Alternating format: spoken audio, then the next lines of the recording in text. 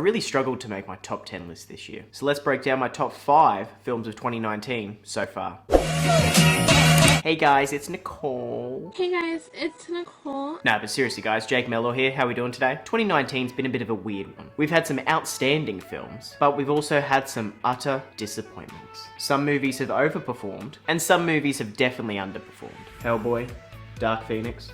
We knew these wouldn't make the list. And so before we list these movies, if you're new to the channel, I create content including rankings, reviews, movies and entertainment, and the occasional vlog, things like that. So make sure to smash that subscribe button if that's something that interests you. Alright, so I had to put 2 honourable mentions in this list. When I was making this list, it was originally a top 10, but I just couldn't rationalise having 10 films, whereas there was only really 7 that I thought were worthy enough to be on this list. So I buckled it down to 5, and there were 2 that unfortunately missed out. And those films are Yesterday and John Wick. John Wick 3 I was a bit late to the party with. I didn't get to see it in cinemas till a bit later, but I'd say it's probably my favourite John Wick film. They take the stakes up, whilst leaving the film open-ended for a potential 4th. Yesterday I literally saw 2 days ago, and I fell in love with this film. If you haven't seen it yet, in Australia it just came out at the movies, so definitely go check it out. It's definitely worth going to see. It brought a lot of heart, a lot of Beatles music, a lot of humour, and a lot of perspective on what's important in life. Plus Lily James was in the film. Love her. And so now the list. At number 5 we're looking at Shazam. Shazam!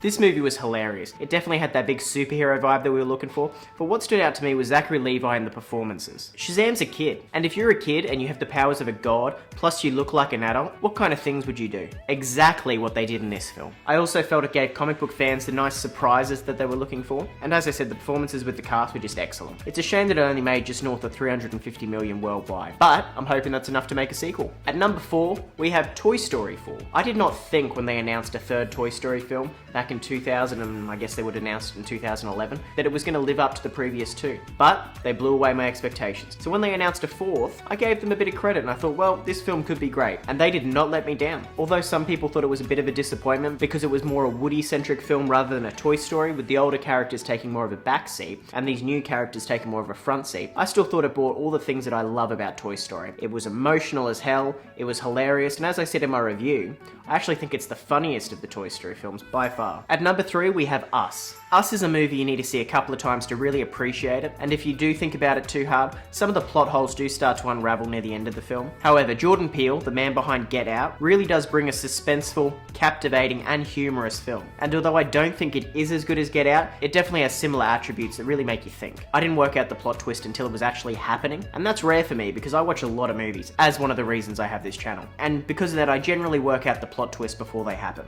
but not in this one. And this film went between number 2 and number 3 on my list, but because of the problems near the end of the film, there was another film that I thought was better than it, and that's why it's number 3 on my list. And the film that beat it out is number 2, which is Rocketman. Taron Egerton is Elton John in this film. Maybe a bit more ripped, but from the opening scene, it kind of blew me away a little bit. I was like, whoa. I kind of sat back in my seat and was a bit blown away about how well he played the character. There were some moments in the film, as I said in my review, that I thought they were using stock footage of Elton John, but they weren't. Taron Egerton just looks and plays his mannerisms that well. The surreal wackiness of the film blends perfectly with the heavy and darker side of the film. And where they ended the film, I thought gave a lot of context and perspective about what Elton John had gone through leading up to the point where the film ended. And that's why it's number 2. So, if you're subscribed to me, or you follow me on Instagram, linked below, or you just know me in general, you're probably thinking, I wonder if this film made it to Jacob's number 1. Of course it made it to my number 1.